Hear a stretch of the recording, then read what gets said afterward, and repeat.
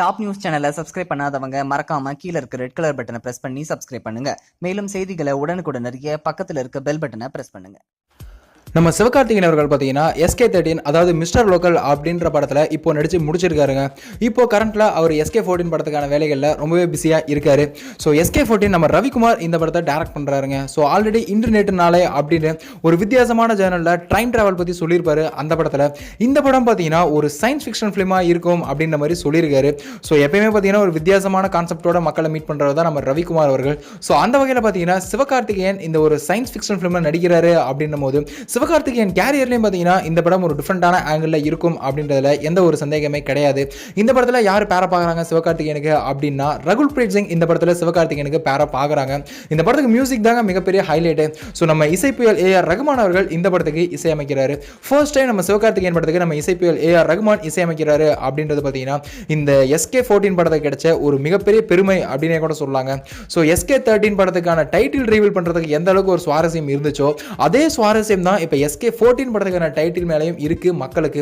ஏன்னா ஒரு ஸ்பேஸ் அந்த சயின்ஸ் ஃபிக்ஷன் சம்பந்தப்பட்ட படம், ஸ்பேஸ்ல கதை நகரும் அப்படின்ற மாதிரியான ஏகப்பட்ட டாக் பார்த்தீங்கன்னா சோசியல் மீடியாஸ்ல போயிட்டு இருக்குங்க. ஸோ இந்த படத்தில் பார்த்தீங்கன்னா சயின்ஸ் ஃபிக்ஷன் படம் அப்படின்றதுனால இந்த படத்துல நட்சத்திரத்துக்கு இங்கேருந்து போவாங்க அப்படின்ற மாதிரியும் இல்லை நட்சத்திரத்துல இருந்து இங்கே பூமிக்கு வந்து அந்த ஏலியன்ஸ் வந்து அவங்கள எப்படி அப்போஸ் பண்றாங்க நம்ம சிவகார்த்திகேயன் அப்படின்ற மாதிரி இருக்குமோ இந்த மாதிரியான ஏகப்பட்ட லூஸ் டாக் பார்த்தீங்கன்னா சோசியல் மீடியாஸ்ல ரொம்பவே வைரலாக போயிட்டு இருக்கு. இல்லை ஸ்பேஸுக்கு போகிற மாதிரியான சீக்வன்ஸ் இருக்குமோ அப்படின்ற மாதிரியும் எதிர்பார்ப்பு இருக்குங்க.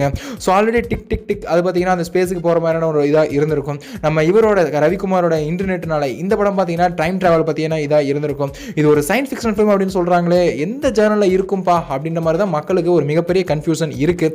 ஸோ இப்போ அந்த கன்ஃபியூஷனுக்கெல்லாம் இதெல்லாம் ஒரு பக்கம் ஓரமாக தள்ளி வச்சுட்டு இந்த படத்துக்கான டைட்டில் இதான்ப்பா அப்படின்ற மாதிரி பார்த்தீங்கன்னா ரொம்பவே ஸ்ட்ராங்காக சோசியல் மீடியாஸில் பார்த்தீங்கன்னா மக்கள் பேசிகிட்டு இருக்காங்க.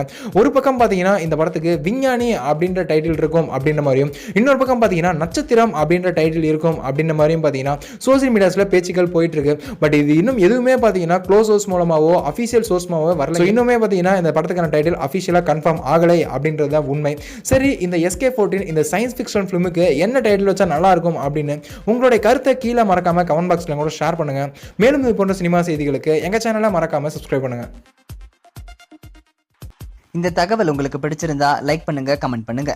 மறக்காம கீழ இருக்க ரெட் கலர் சப்ஸ்கிரைப் பட்டனை பிரஸ் பண்ணி டாப் நியூஸ் சேனலுக்கு சப்ஸ்கிரைப் பண்ணுங்க. நன்றி, வணக்கம்.